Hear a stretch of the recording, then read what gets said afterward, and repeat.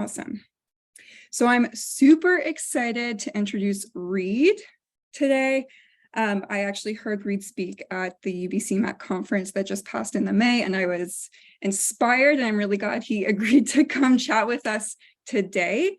The topic is evolving education using AI tools to navigate overwhelming complexity, a very hot topic. And a little bit about Reid before we get started. Reid is a creative technologist with a background in cognitive sciences.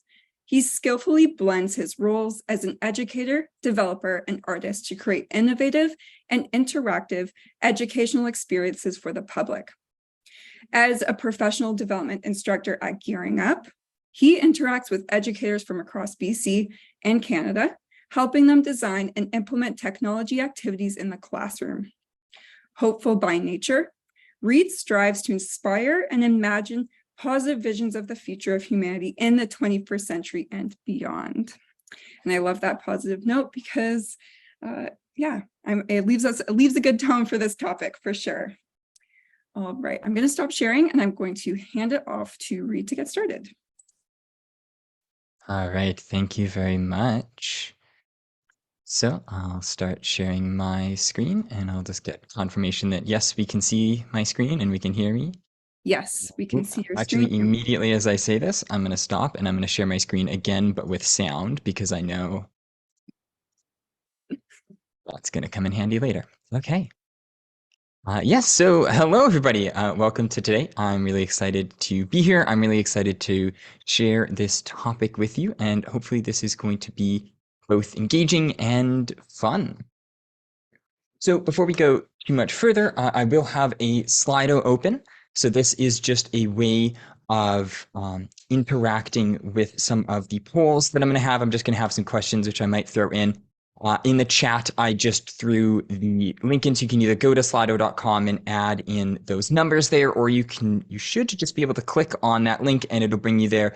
So that will allow you to see the polls as I put them up, as well as have an audience Q&A. You're welcome to put any questions either in the Zoom chat or in the Slido chat.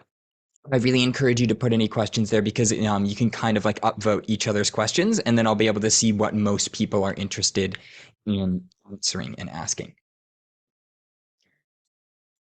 So, who am I? Hello, my name is Reid. Yes, I'm a creative technologist, so I blend together being an educator, a developer, an artist, and generally a philosopher to talk about technology topics.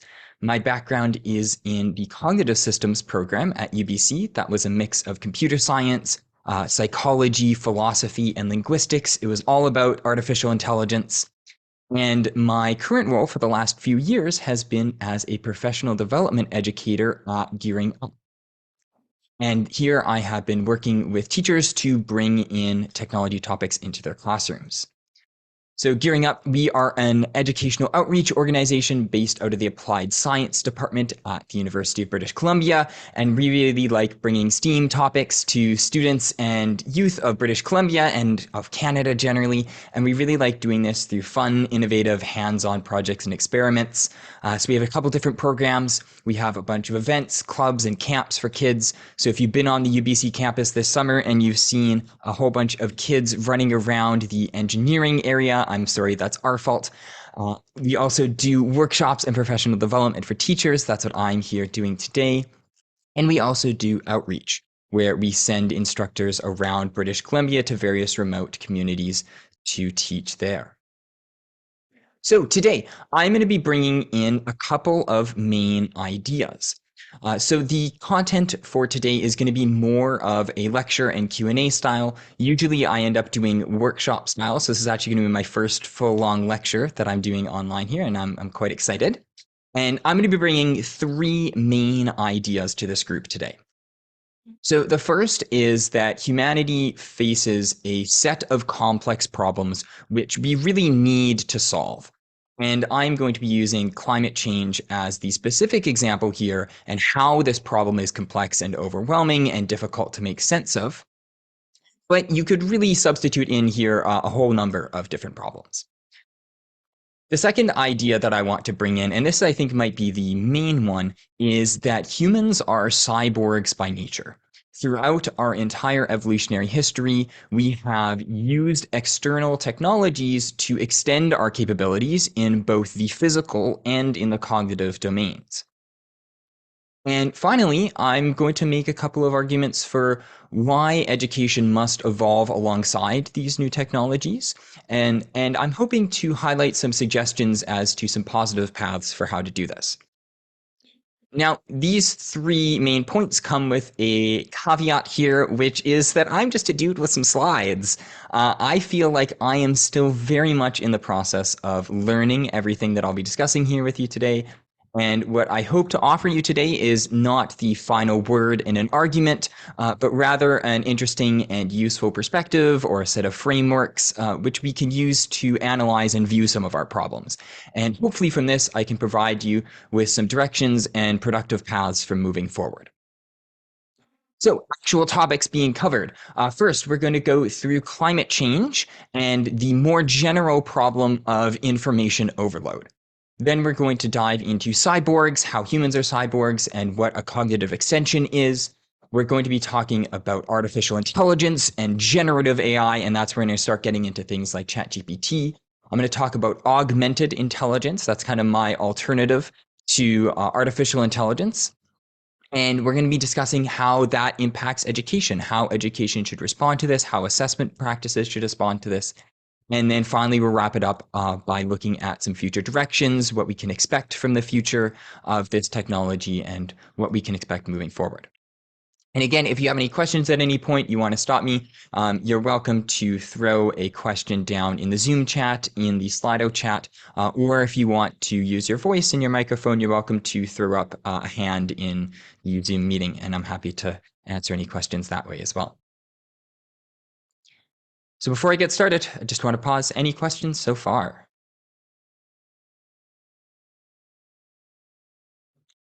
Doing good. Okay, so section number 1, climate change and information overload, and why this problem is just too big for my poor little brain. So diving right into everyone's favorite problem, climate change. So I'm sure that we've all seen versions of the graph that I have here on the left. This shows the increase of carbon dioxide in our atmosphere over time. And this often gets paired with various graphs showing the related temperature changes. But before I go deeper into this, I actually want to have our first poll, which I'm going to put up on the Slido. So again, if you can hop into the Slido, I am putting in this poll, and it is the question, when was the first paper on climate change published? So this is the first paper, at least that I know of, that makes a clear link between carbon in the atmosphere. Oops. Oh, I spoiled the answer a little bit. Did I? Oh, no, I'm looking ahead on my own slides. Yes, okay. So this is the first paper that made a link between carbon in the atmosphere and temperature on the ground. And I would love to know, when do people think this paper was written? So I'm going to pause here for 30 seconds or so.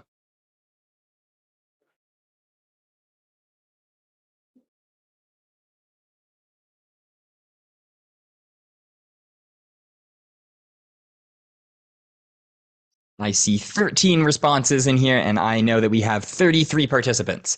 So I would like to get at least 20 people in this poll before I move on, I think.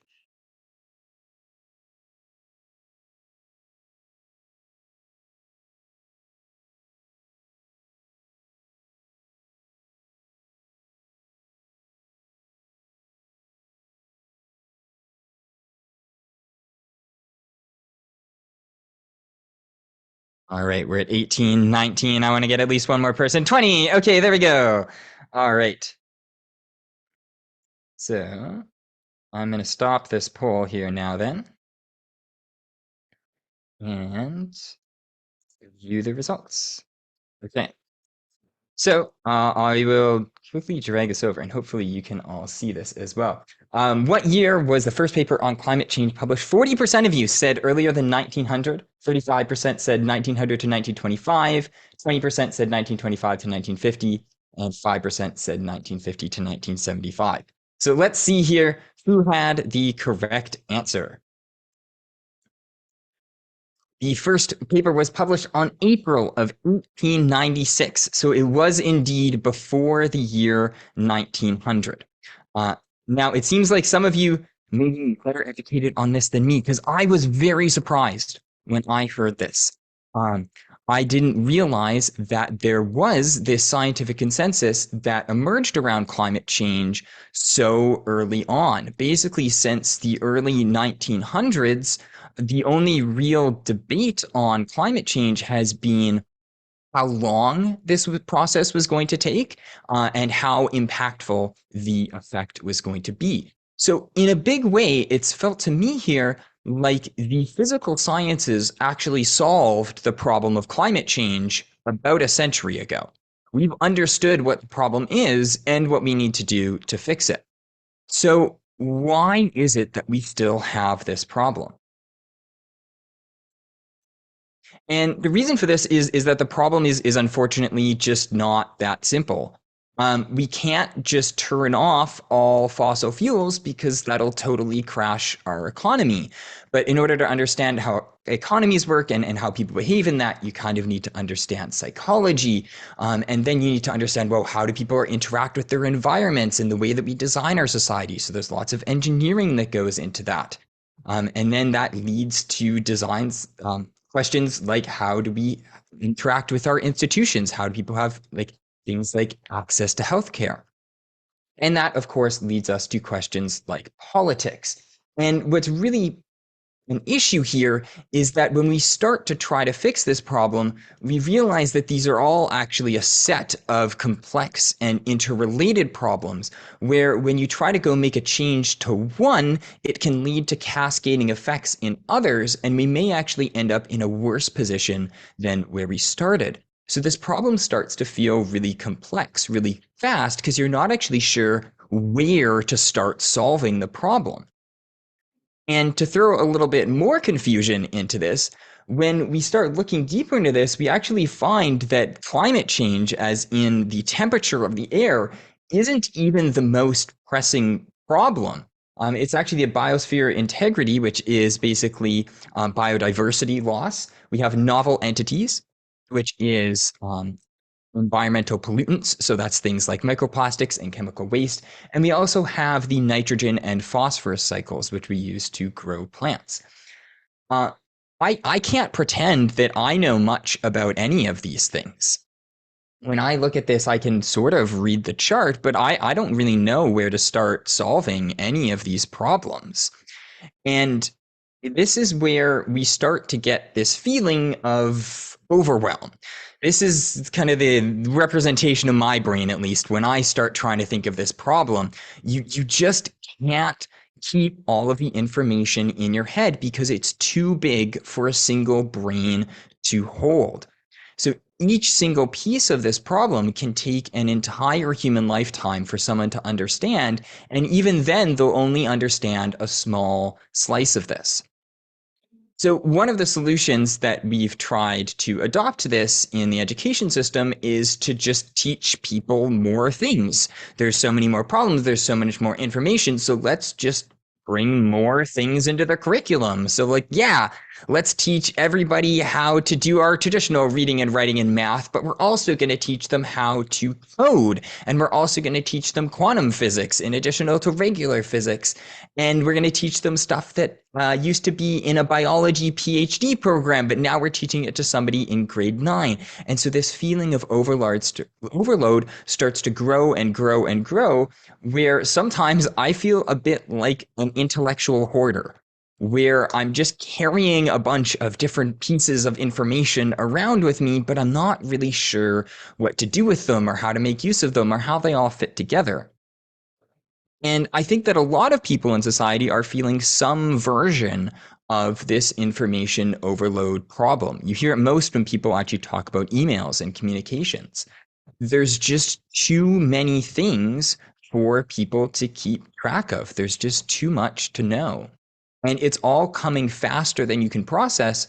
So it builds up and builds up until you kind of feel like you're drowning in it. So why is it that we all feel this way? What is one of the problems?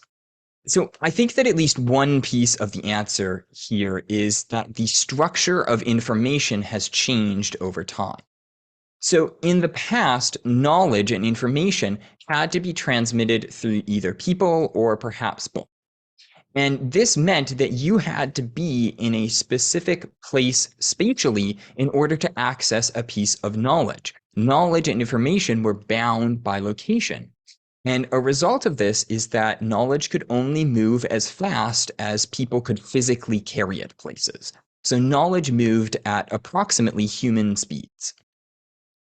But since the invention of electricity, this has all started to change. Suddenly, information started to move so much more quickly that it effectively becomes instantaneous to human perception.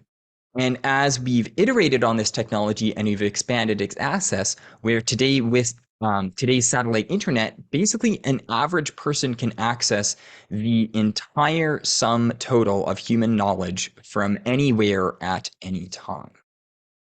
So this is amazing because it has opened up so many new possibilities, new opportunities for communication, collaboration, scientific advancement.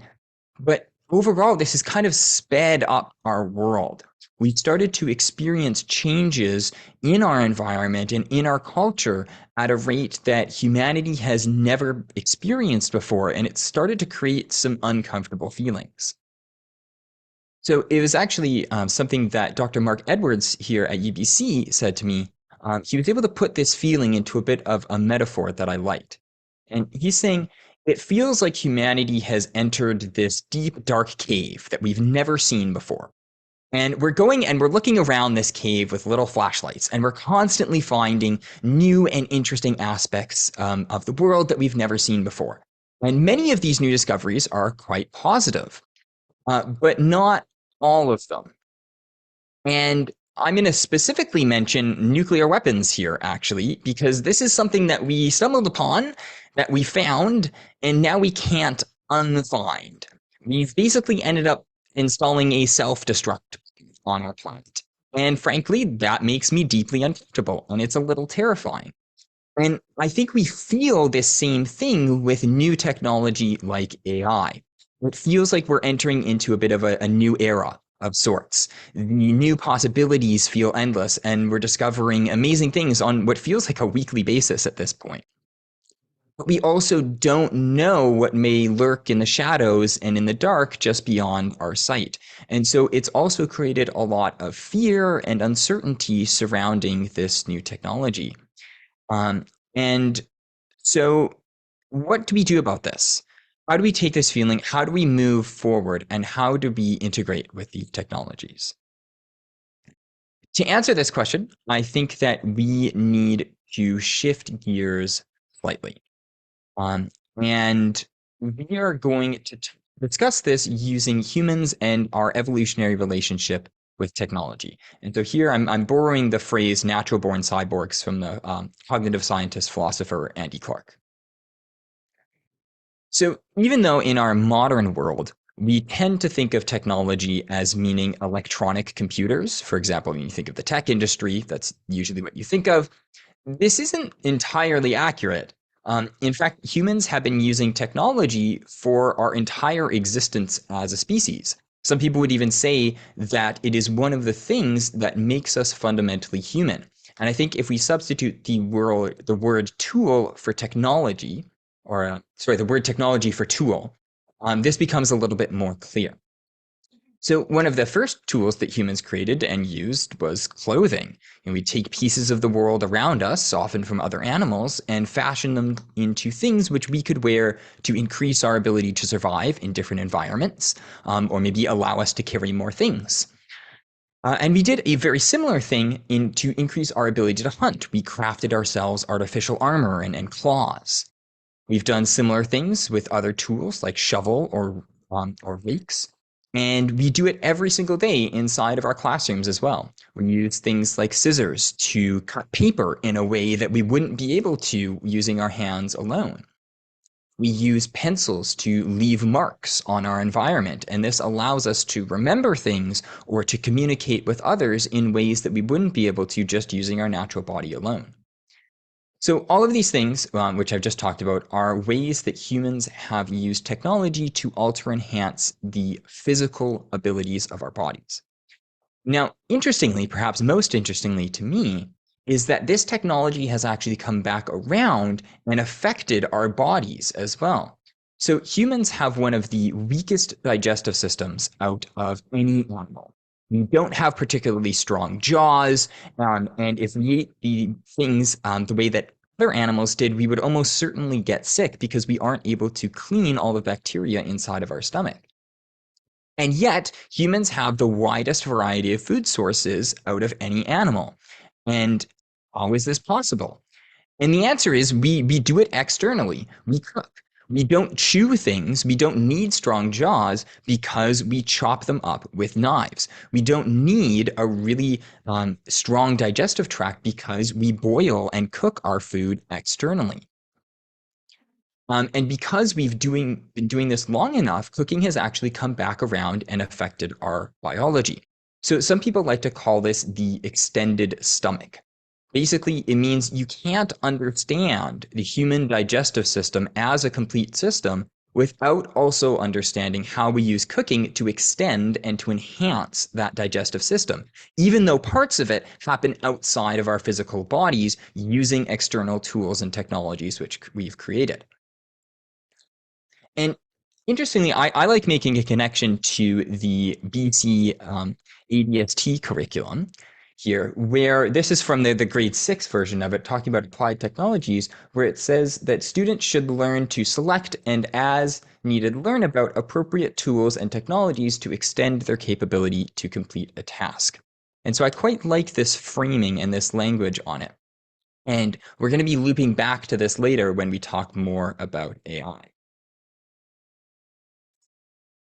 So oftentimes when we're talking about systems which evolve together, again, we're just thinking of biology and the external physical environment. Whereas one of these things change, the other will tend to change with it. We often call this the phenotype of an organism, and it can be seen a lot in things like nature versus nurture debates. With humans, things start getting a lot more complicated. We also have cultural influences, which have an effect on how we behave, who it is that we desire as partners, what physical structures we're building in our world. And we also have technology. This has huge impacts on our culture. So you can just think of the internet. Fossil fuel technology right now is having a profound negative impact on our physical environment. And as we saw with the extended stomach in the last slide, some of our oldest technologies have even had time to affect our basic biological structures. And with new technology like gene editing, we may even start to see large biological impacts within single human lifetimes. So humans have, and will continue to have had, a profound connection to and reliance on artificially created technologies for as long as we have been human. And so this is why some people would call us naturally born cyborgs, cybernetic organisms. We are part technology and part biology. But it's not just our physical world and our abilities that we modify with our tools and technology. So to demonstrate this, we're going to do a quick thought experiment, and I encourage you to follow along with me here. So what you can start by doing is start by closing your eyes, and you can start to imagine a tiger. And try to imagine this tiger in as much detail as you possibly can. You might want to imagine what its fur looks like, what its face looks like, maybe some of the jungle around it. Try to really put details on your tiger here. Have as vivid of an image of it as possible. And now, ask yourself the question, how many stripes does your tiger have?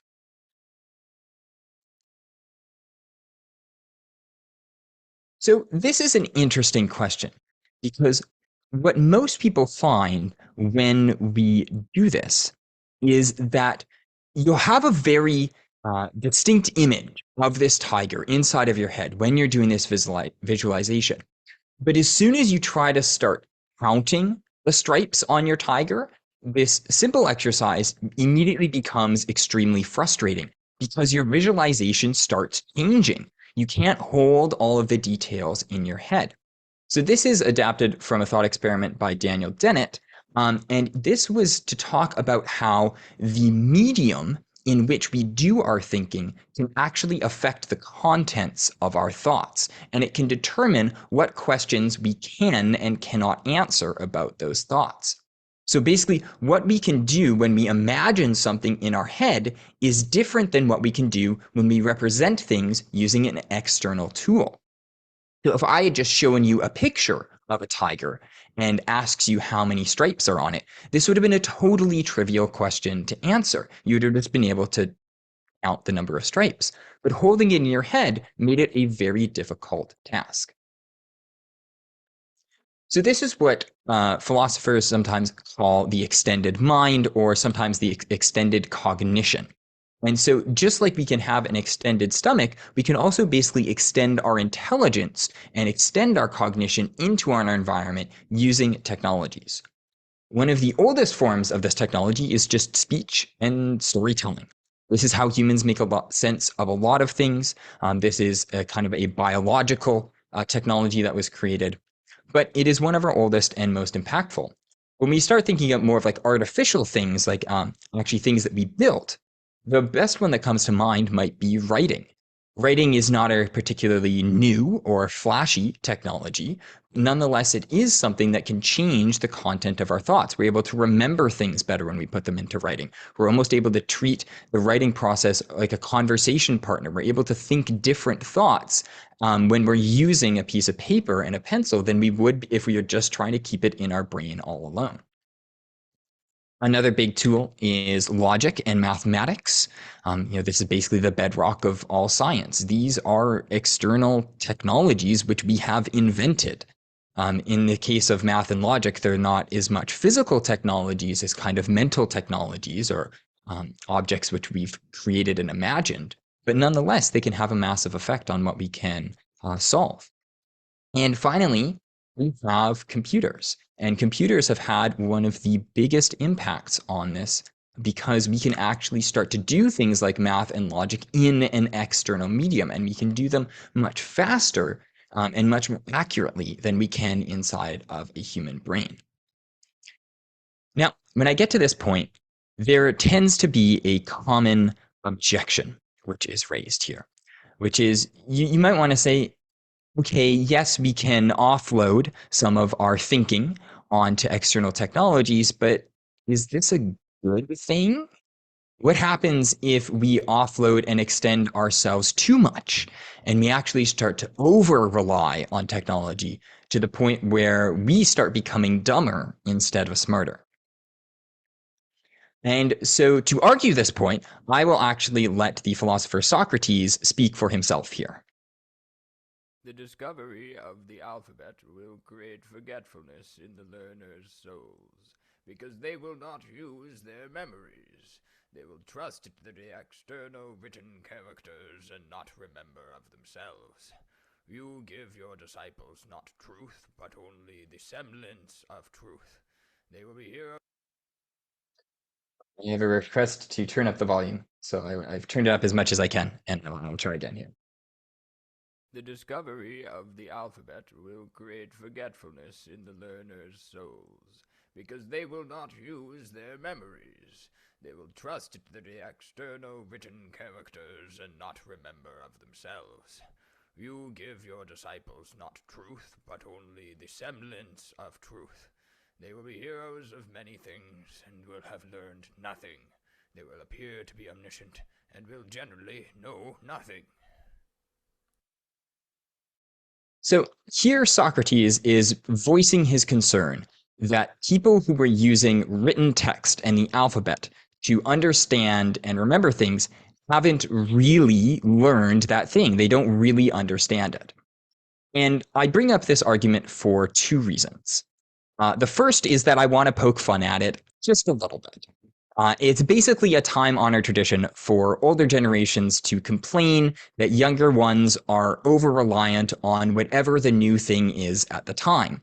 And it's incredibly amusing to me that the only reason we can remember that Socrates didn't like writing and voiced this complaint is because his students took the time to write down his words. But on the other hand here, I do believe that there is a valid concern.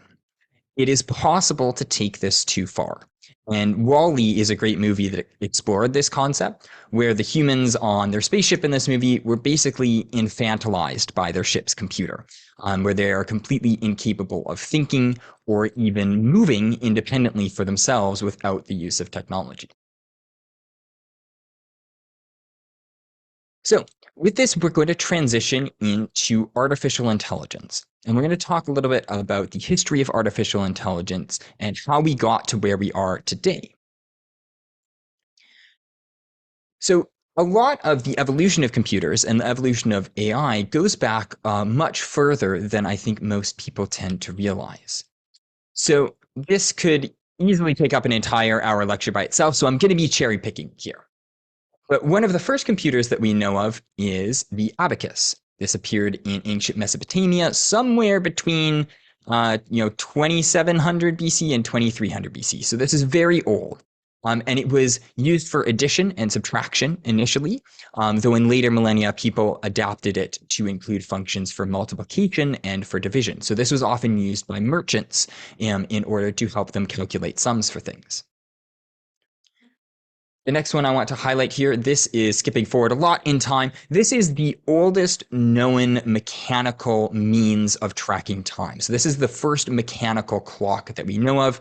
This is called the Salisbury Cathedral clock, and this was the precursor to clock towers. And so this is, in a way, one of the first computers that actually was able to have like a consistent timekeeping method, which has been critical to computers ever since. Next, we have the analytical engine.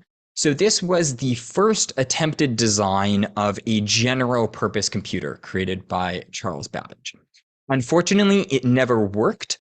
It worked as a theoretical machine, but there was too much error in the manufacturing process that to actually create useful calculations out the other side here. The next one is the Turing machine. This was the first general purpose digital computer. This was originally a theoretical machine proposed in 1936, but people have gone on to build the real thing. But this was the first digital computer, the first one that used Boolean logic actually to and like zeros and ones to compute math and logic.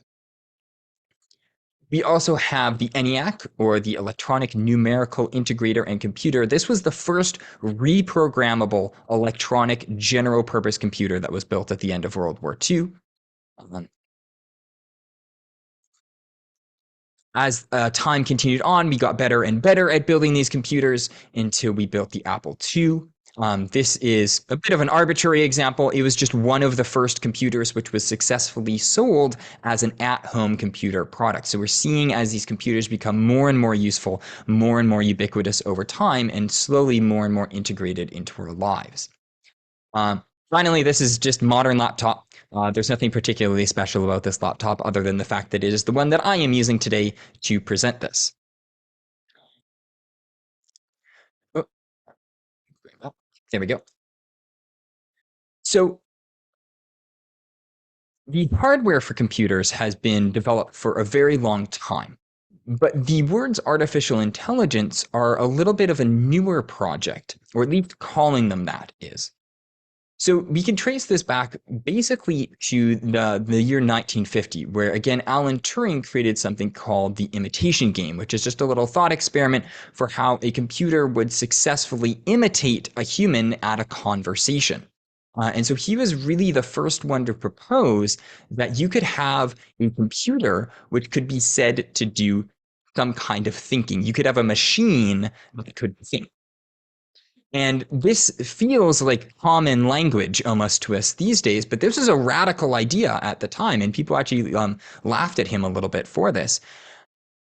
And as time has gone on, we've started to become more and more accepting of this idea that, hey, these computers are actually, in a way, offloading some of our cognitive thinking. They're actually doing some kind of almost mental type processing in their hardware.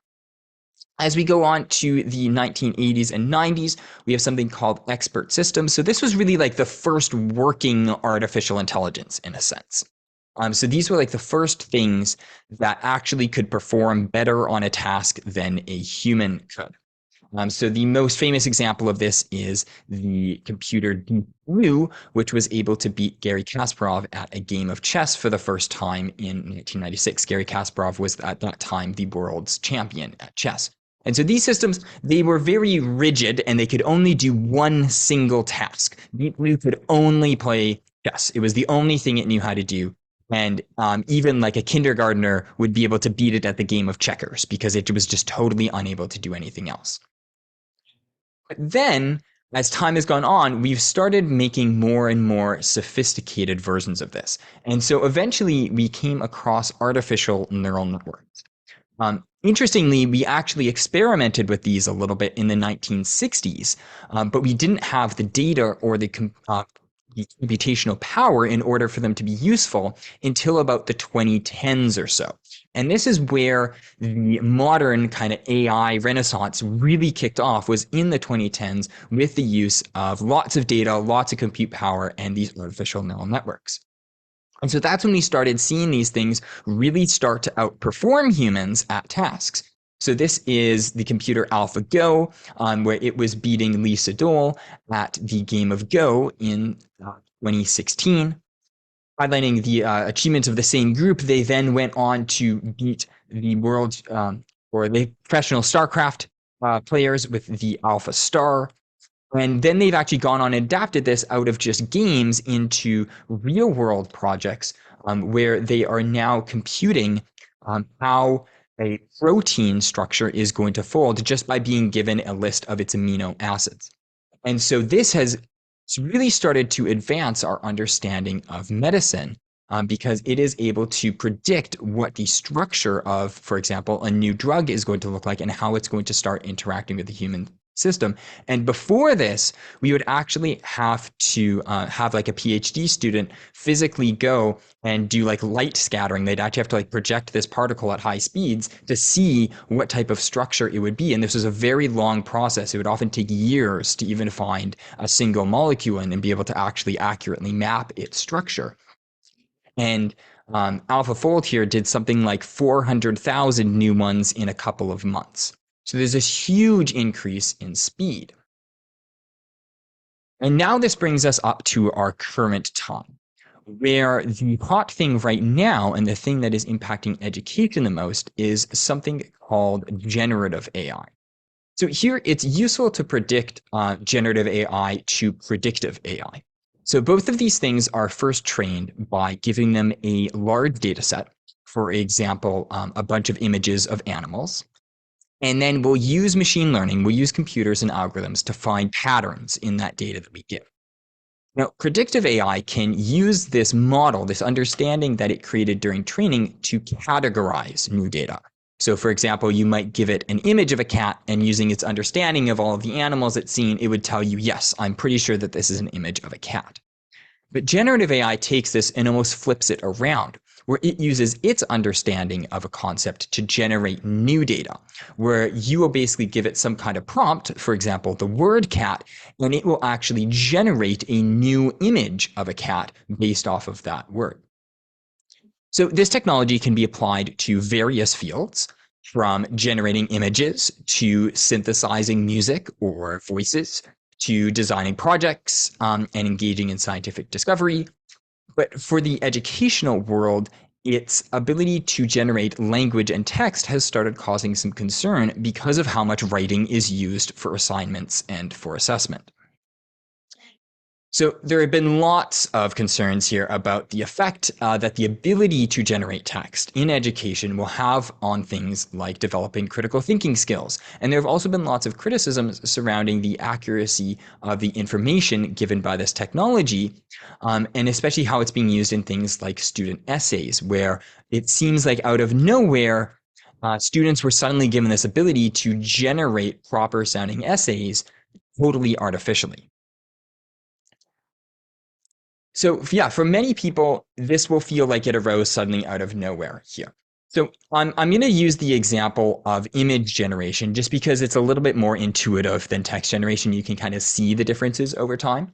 So this was really the first mainstream image that was made with generative AI. This was in 2018. And as you can see, it's not very good. You can basically see that it is generally a portrait of somebody, but doesn't really inspire you for great artwork. But then there is the program Midjourney. And this is just a quick highlight of the progress that Midjourney has made over the course of basically the last 18 months, where you can see that starting early on, with the version 1 in February of 2022, I think the prompt for this one is a female knight. You can tell that this is artificially generated. There are clearly mistaken artifacts, and sure, it sort of looks right if you squint, but it's obviously generated by AI. But if we continue through this and we continue seeing the evolution, now just a year and a half later, it's essentially indistinguishable from what a professional artist could create. And text generators like ChatGPT have undergone similar levels of improvement as the image generators. It's just a little bit harder to see because it happens in the realm of text. So it's a little bit harder to visualize. So how does this actually work? I'd actually love to jump into a little bit of the details of how a text generator like ChatGPT works, because I think that understanding how it works can help us understand how we can deal with this as educators. So there are three main aspects to something like ChatGPT. It uses this idea of statistics, of relatedness, and of feedback. So statistics, it's basically just taking in this huge number of examples. It's basically been trained on all of the written text that we can get our hands on, including basically every book and the entirety of the internet. It's a massive data set. And then from there, you're picking out words and you're saying, okay, what is most likely to come next? It's kind of like how the auto predict works on your phone. Another concept is this idea of relatedness, where you can actually measure how similar different words are and different sentences are to each other. I'm not going to get in the details of how this works, but you can think of it just like how you'd put it on a two-dimensional graph, how you could have something like the cat sat on the cushion is similar to something like the kitten laid on the mat. Those are two very similar sentences. They mean very similar things, and so they would be grouped very closely, and so you'd be able to search them. Something like the dog chased the stick would be a little bit farther away, and a sentence like I like to eat chocolate would be totally unrelated. But basically, you can start measuring the distance in the meaning between sentences. The third portion of ChatGPT is its feedback. Basically, humans have gone in and told it how to give better answers, and from that, it has learned. Now, one common criticism of ChatGPT is that it's basically just an extremely powerful autocomplete software, and there isn't anything in here that resembles genuine understanding of the words that it's saying. I want to be a little bit careful with that. I think that there's more here than meets the eye, and the extent of its understanding is actually an open question. Now, my reason for thinking this is something called emergence. Emergence is a property of complex system where the sum becomes greater than the individual parts. So this is often found in biological systems in particular, and my favorite example of this is emergence in a biological cell. So a cell has this extremely interesting property of being alive and engaging in adaptive and in self-replicating behaviors. But if you break a cell apart into its individual component pieces, such as the wall, like the cell wall, the DNA, or any other organelle, alone, each of these pieces very much seems to be dead. And you would think that dead plus dead should also equal dead. We get this really interesting phenomena where instead it equals alive. And this phenomena where properties emerge in a system happens at all levels of nature. This happens from subatomic particles to synchronized flashing of fireflies, the flocking of birds, and I think as well, things like ChatGPT. So these learning algorithms might also contain emergent properties. They are able to exhibit behavior and knowledge which were not contained within the original training data. They're actually able to think and to reason in new ways. So for example, these systems have been able to develop a theory of mind, where they understand that somebody asking a question might have different information or different opinions or thoughts than they do. We never trained them to do this. It's an emergent property of the system. So I personally want to be careful when we say it doesn't understand what it's saying, because the capabilities of these systems are growing so quickly, and they are able to perform tasks and exhibit emergent behaviors which you wouldn't intuitively think that they should be capable of. So one example I like of this is showing GPT-4. So this is like kind of the paid version of ChatGPT. This is the one that you have to pay to have access to. It's the better, newer version. This is throughout its training process from left to right. It was basically asked to create like coordinates for shapes to draw a unicorn. And I think it's pretty hard to look at this and say that this thing does not have any understanding at all of what a unicorn is or what a unicorn looks like. I'm actually quite impressed with this, especially if we compare it to the same answer given by ChatGPT or by GPT-3, which is what powers the free version of ChatGPT. We can see that there's some changes here that happen pretty quickly. And all of this sudden advancement has brought up a lot of uncomfortable and fearful emotions in society. And especially in the media space, we often see one of two worlds. Either this is the world of the Terminator, where these machines are about to rise up and overthrow us and replace us, or we kind of get the WALL-E world, where these machines are going to degrade our ability to think to the point where we can no longer function independently. And so this is where I want to get into kind of the more prescriptive part of this talk, where I'd like to pose a better solution to this. And this is a solution that I hope we can take into the education space. And so this is something I like to call augmented intelligence. So just to review, humans have been using technology to augment our bodies for millennia. One very common example of this, to take a new one here, is we often use glasses to help people see. But we've also taken this same idea of using technology to help us see, and we've extended it further. We've actually realized that visible light is only a very small part of the broader electromagnetic spectrum. And through the use of machines, we've been able to augment and extend our senses to be able to both detect and manipulate other wavelengths along the spectrum. So we use technology to augment our physical abilities in this case. And in a similar vein, humans have also used technology to augment our cognitive abilities, our intellectual abilities. So for example, we use writing and books as a way of helping us remember information, how to structure our thoughts, and communicate with other humans without having to use the sound waves of our voice, which has allowed us to gradually accumulate knowledge across vast stretches of time and space. And computers allow us to do something quite similar. They allow us to augment our thinking and solve problems which would basically be impossible for a human to do, at least in a reasonable time span.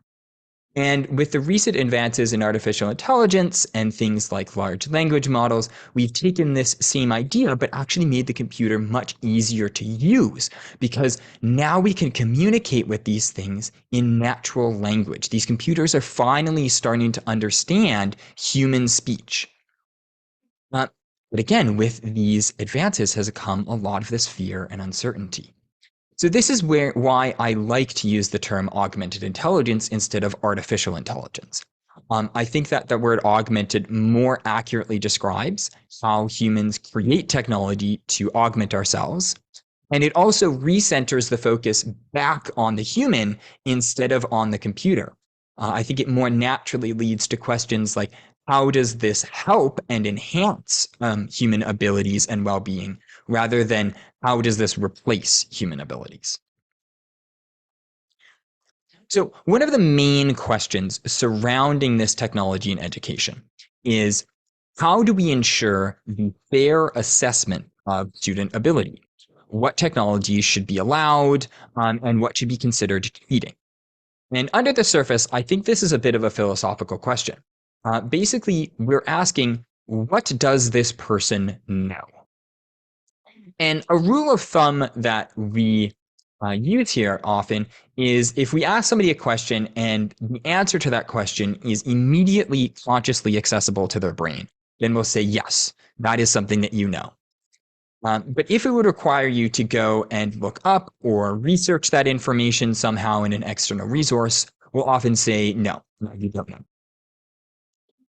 But technology has really started to make this distinction a little bit fuzzy. So Andy Clark, again, here has made some interesting observations surrounding the use of our language when we're asked if we know what time it is.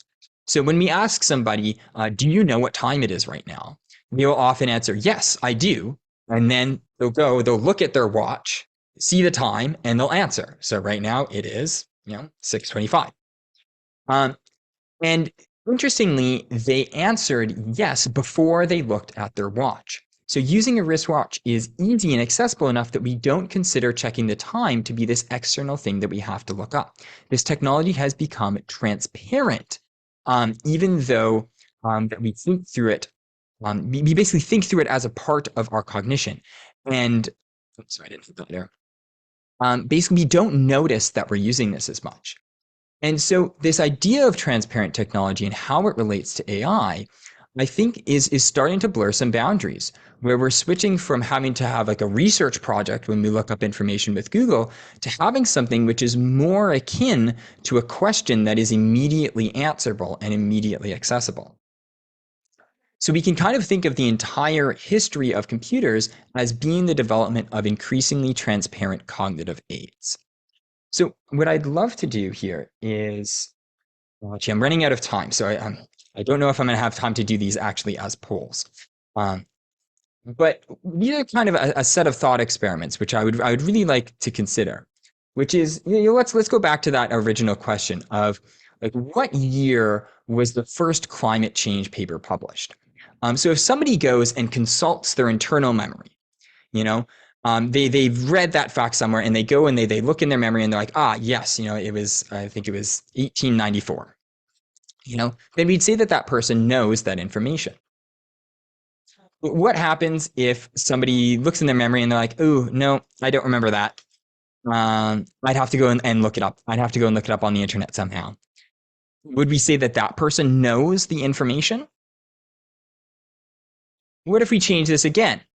And we say, okay, we have something, this is a sub-vocalization microphone that MIT makes. Basically, it can detect whispers without you having to put them out loud. So when somebody's asked this question, they instead almost like whisper it to themselves, almost as a thought. And then maybe it gets transmitted to ChatGPT and comes back to them in a set of glasses that it projects the text on. Does that person know the information? And finally, I'm going to modify this one more time and say, what if we actually had a brain-computer interface that could actually read your thoughts somehow? So we were able to do this a little bit with MRI machines right now, but for obvious reasons, MRI machines are not particularly portable. But if we had something that maybe read your thoughts, so something like an MRI machine, and then somehow either projected those back as thoughts into your brain, or maybe was attached to your visual cortex somehow so you could see text floating in front of you. If you ask that person a question and they're immediately able to ask that question to the internet, ask that question to ChatGPT, and immediately get it back in their head, is this really different than somebody who is consulting their internal memory?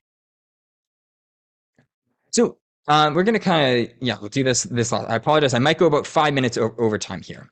But I'd love to just talk a little bit more about the implications this is going to have on education. So I think there's a lot of promise here for things like personalized learning. There's a lot of opportunities for AI to behave like a one-on-one tutor for students.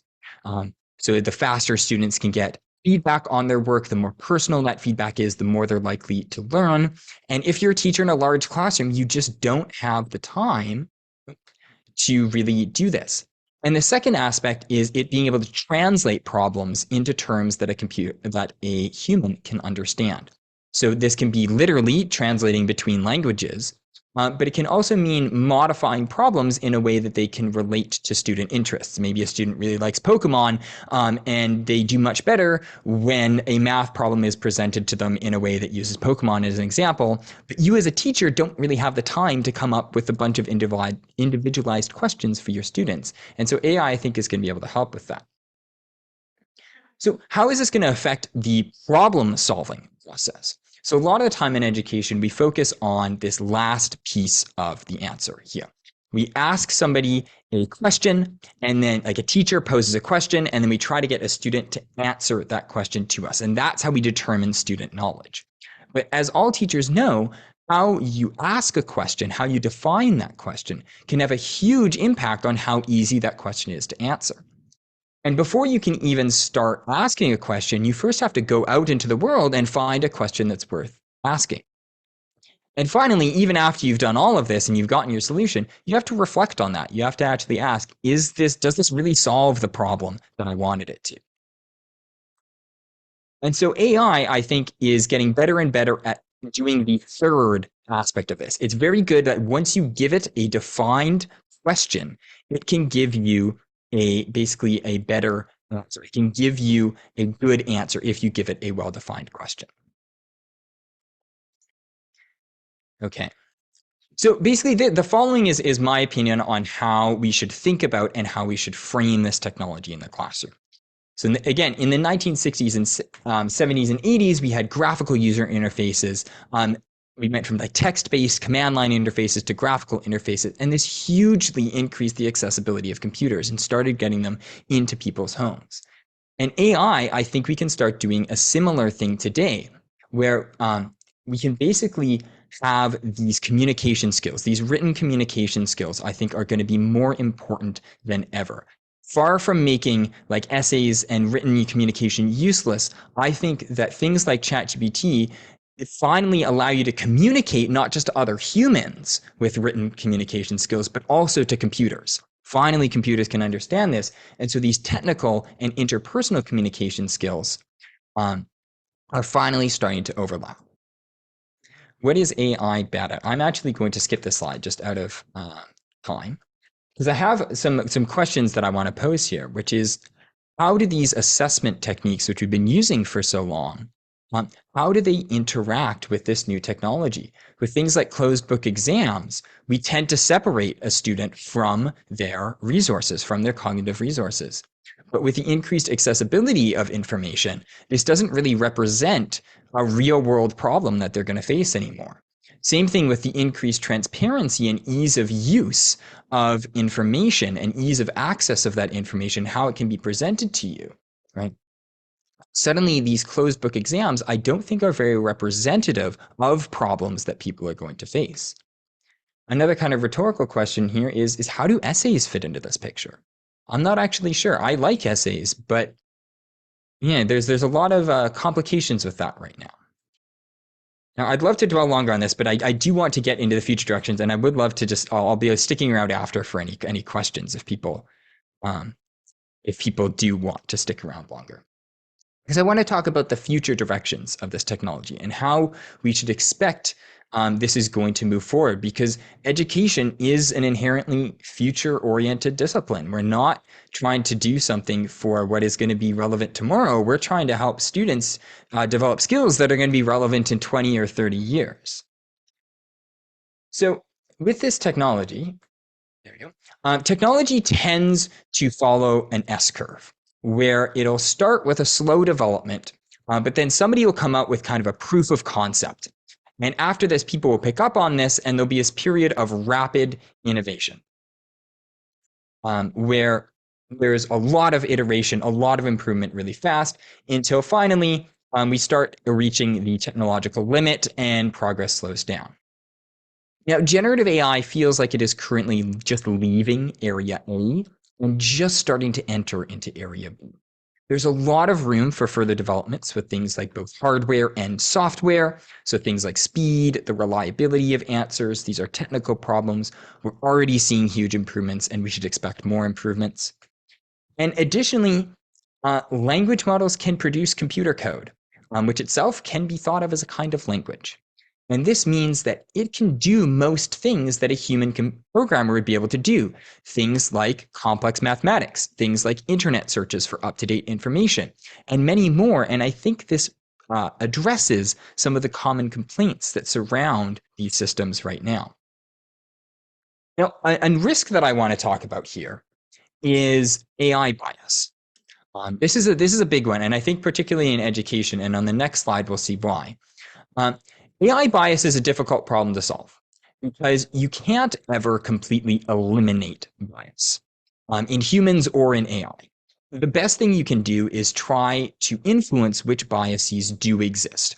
We have to be biased in order to effectively sort through information and determine what is worth listening to and what isn't. And we just start running into problems when this bias systematically discriminates against groups of people.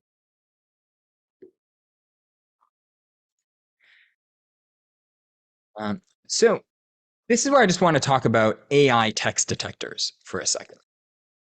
This has been heralded as a bit of a solution to the fake essay crisis, in a sense. And I really want to caution people against this. These AI detectors are not reliable. OpenAI, the company behind ChatGPT, actually shut down their plagiarism detector because it was unreliable. These things, at best, I've seen them get about 60% accuracy for determining if something was written by an AI text generator or not, which is not a lot better than the flip of a coin. And in particular, these text detectors are really, really biased. Basically, they are much, much more likely to flag a student whose English is not their first language. They're much more likely to flag that student as being AI generated than a student who does have English as their native language. And so this, I think, poses a lot of problems with using these as an attempt to basically crack down on plagiarism and falsified work, because they're just not reliable, and they're unreliable in a way that is heavily biased. So I just really want to caution people there. Yeah, so these are the two problems which I think that we are going to face the biggest in society. The first is synthetic reality. What happens when we get things which are just so close to genuine reality that it's impossible to tell the difference between what is computer generated and what is actually real out in the world? I think we're really going to see this in upcoming elections, maybe as soon as next year, where basically determining if an image or a video or the voice of somebody was real is going to become genuinely difficult to do. The other problem here, and I think this is particularly relevant for like the kind of the middle school ages, is synthetic relationships. Where if you can think of social media as kind of like a race for attention, basically trying to grab our attention and keep our attention on site, generative AI and text generators, things like that, they're going to be trying to be intimate with us. They're going to try to get us to really trust them and create relationships, create intimate relationships with us. This can be both platonic or it can be romantic in nature. And I think particularly for like teenagers, this can be difficult because relationships are hard. Really, they're not easy. And having a bot that says what we want to hear is not always what's good for us, instead of it being truthful or actually representing what another human would be. So I think there's some danger here with, I'm going to call it like Snapchat with their AI and things like that. I really have some cautions there. So this is where I want to, I'm getting into like my last couple of slides here, and I really want to end off on a hopeful note, really. Basically, it sometimes seems like we are overwhelmed with negative futures. And that's not actually what I want this talk to be. I really believe that humans we create the world that we can imagine. And I'm just a little bit disappointed in the media space right now because it seems like everything we can imagine, all of the stories that we tell about these things, are always constantly dystopian. And I believe if the only thing we can imagine is cyberpunk dystopias, then that is what we will end up with. So I'm really interested in imagining how we can make things go right. So will this technology be good or will it be bad for humanity? Um, this is a powerful technology. AI is improving really quickly. Depending on if we can align it with human values and what's good for us, that'll determine if this technology can have a positive or a negative impact. It's not particularly hard to imagine all of the ways that this can go wrong. You basically don't have to look very deep into the Hollywood archives to find seemingly endless dystopian versions of AI. But I think there are ways that this can go extremely positively for us as well. But the real problem is if we get complacent and say that something which has both positive and negative effects is good enough, then with the pace of development that this technology is moving at, we may not have much time between when slightly bad effects start happening and when very bad effects start happening. So in this, I am not an optimistic person. I don't believe that good outcomes are more likely to happen by default. But I'm not a pessimist either. I don't believe the opposite. Instead, I am hopeful. I am hopeful that the capabilities of humans are great enough to rise to the challenges which we face. I believe that the future is not predetermined and that the dystopian world that we see in movies is not the only option available. And I believe that with effort and intention, we can steer this technology in a positive direction. There is no guarantee it'll work, and it'll require us to relentlessly imagine the ways we can use this technology to improve the world, but I believe we can do it if we try. I'd like to quote a favorite character from a show of mine. This is Uncle Iroh. He says, "If you look for the light, you can often find it. But if you look for the dark, that is all you will ever see." So what I want to end with here is, and I'll stick around a little bit and answer some questions afterwards because I know I've been going through this a lot. But I really want to go and talk about. Actually, I'll go forward a slide here for a second and talk about these main ideas again and just go back on them. I think that humans, we really do face a set of complex problems in front of us. I highlighted climate change, but I highlighted a bunch of them with AI as well. And these are really difficult, complex problems that are too big for us to do in our brains alone. But luckily, humans are cyborgs by nature. We use technologies to improve ourselves. We use technologies to extend ourselves. And I believe that if we do this right, we can improve our thinking. We can actually use this to help us think better. We can use this to help us teach better. And education, I think, needs to lean into these things. And I think that we have the opportunity to create really interesting things like personalized tutors is the one that I'm most excited about. That will really help students learn. And I'm cautiously optimistic about all of this. And so this is almost like a little bit of a joke that I make about our education system is, a lot of our assessment techniques and a lot of our thinking right now revolves around almost seeing computers as a tool for cheating. But, if someone comes up with the solution to climate change, you're not going to say, yeah, but you used a computer to do it, so it's cheating. It doesn't count. That's not a real solution. I don't think that anyone would ever say that because what we really want to do is equip students to solve the challenging problems that we face today. And computers are going to be the way that we do that. So with that, that's all my slides. Thank you so much for listening. Sorry for going a little bit over time on that one. And I'll be sticking around for a while here for any questions people might have.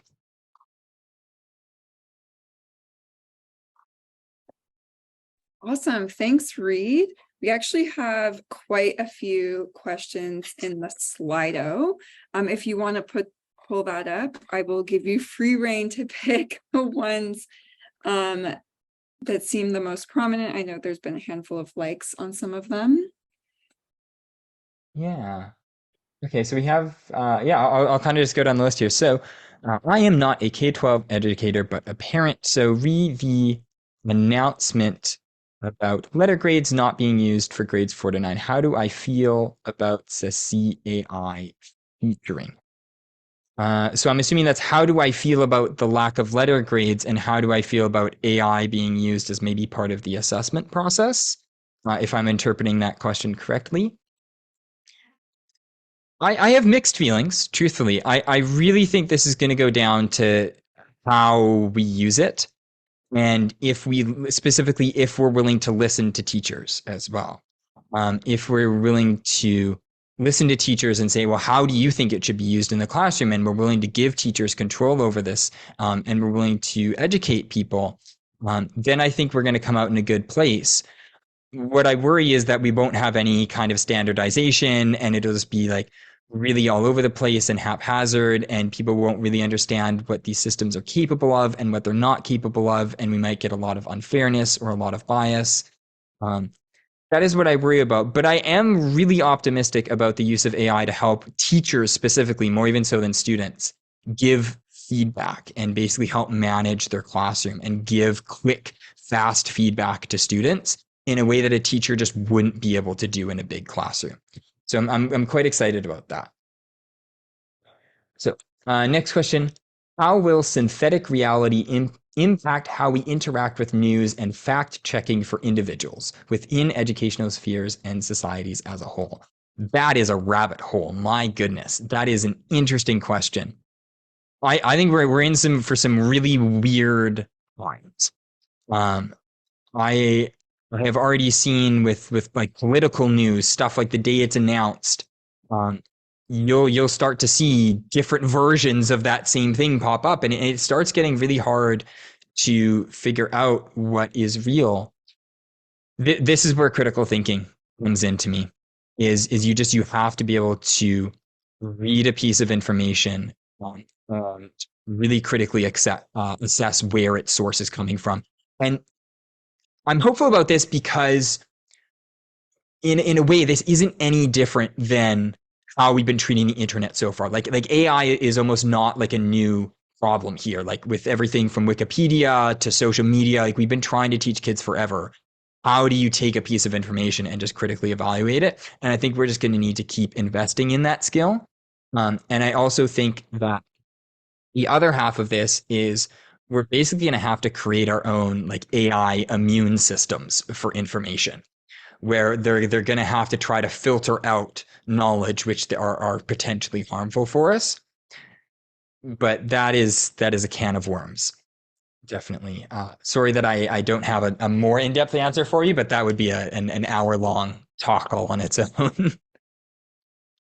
Ooh, okay. What are some examples of helpful educational of AI? I've learned of Magic School AI and Eduaid AI recently. I'm not familiar with either of those two, but they sound interesting. What I would recommend is, actually, I'll just search it right here. Khan Academy, Conmigo is I think might be the most interesting version of this that I've seen. So there's a TED Talk. And I'm not going to watch all this right now. I'm just kind of showing you it exists. There is a TED Talk on this that is done by Sal Khan. So that the Khan Academy is a nonprofit educational institute out of the United States, and they've been doing a lot of work with AI for helping tutor people with math and science projects. If you're interested to see like how a positive version of this can be done and like what they're doing, I think watching that talk is a really good place to start because they talk about some of their approaches and how to basically create AI, which I think they use the words is pedagogically aware. So it doesn't just answer questions for you. Instead, if student's like, oh, what's the answer to this question? It'll start behaving like a teacher and it'll be like, oh, it seems like you're having some problems with this. Like, what steps have you tried so far? Or like asking what steps are getting stuck on and then trying to coach them through or coaching them through common mistakes, almost like you would with an individual tutor. And so that to me, I think is the most helpful example.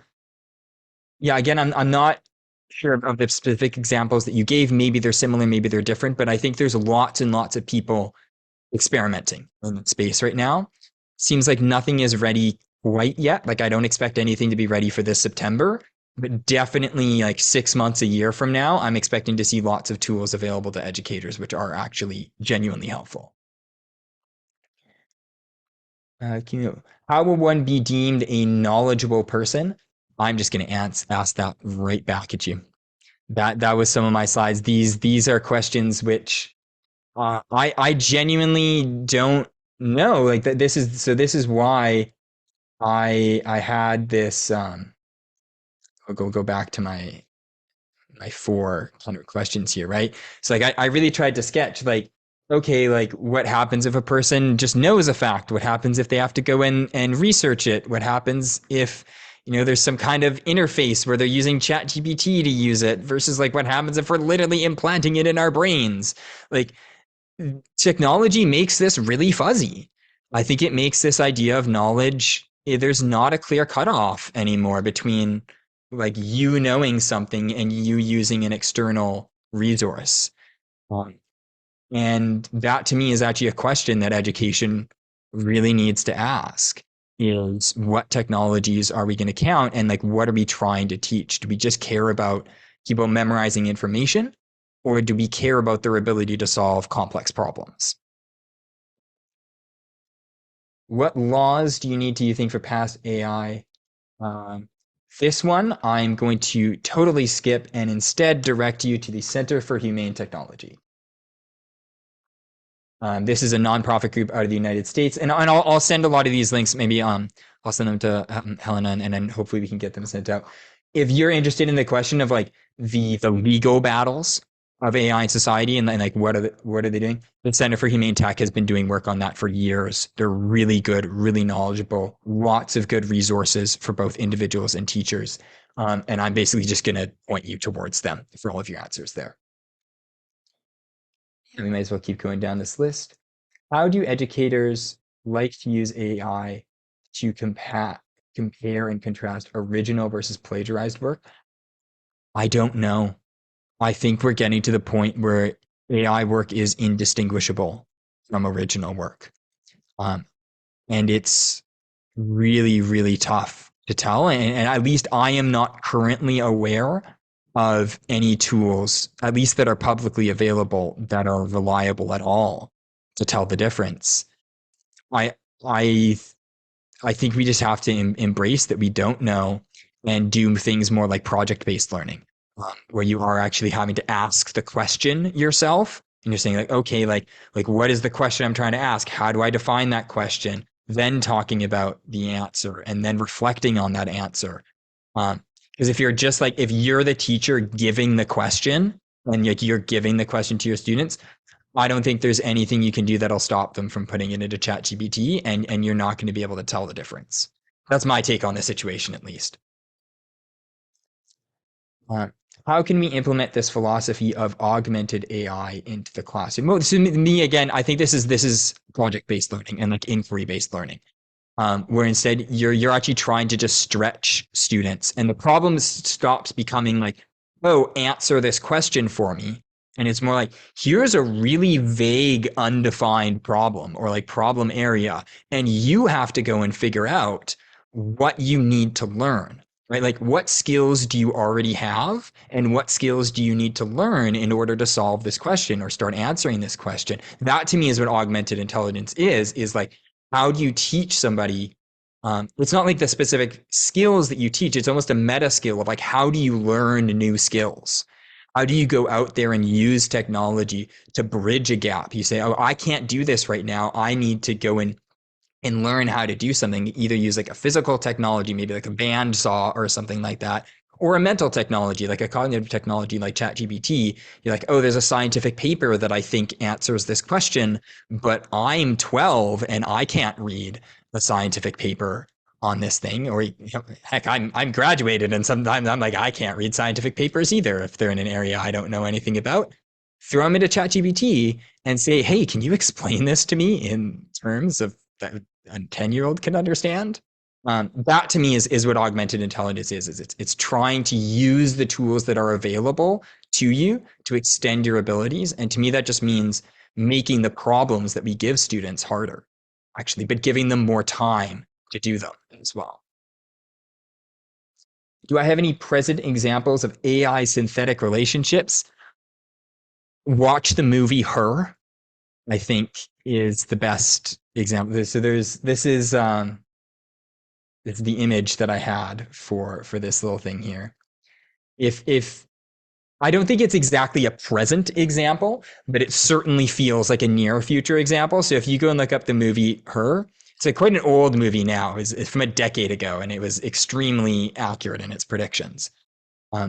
If you're interested in like what artificial intimacy could look like and maybe how it can go wrong even, or right, that movie, it's kind of ambiguous as to whether this is a good or a bad thing. That I think is probably the most impactful version. But also, again, look up the Center for Humane Technology. A lot of my language I'm borrowing from them. They came up with the term synthetic relationships. I'd really go and do with that. And last question. Woo! Can schools catch up in terms of technological literacy to set the next generation up for success when we do not even know what that technology will be? I think that's the problem. In a way, that is the problem, and that's why I'm really a big advocate for inquiry-based learning, for problem-based learning, for things like maker spaces, where you're giving the students hard problems that they have to go and figure out, because then you're letting the students search for new technologies. And what's really fun about this is you as the teacher don't even really have to understand everything that the student is doing. You're not there as like the arbiter of all knowledge. You're more there to just create a situation and create an environment in which learning can happen. And I think that's going to be the role of the teacher is, just creating spaces in which your students can go and learn, and which you and the teacher can go learn, and you can admit that you don't know something and you have to go and look it up together with the student. And I think that's the technological literacy skill, is being able to learn those new skills, being able to admit that you don't know something, and being able to basically go and learn it. Well, that was fun. If there's any final questions, I'll hang out here for a little while, but otherwise, thank you so much for having me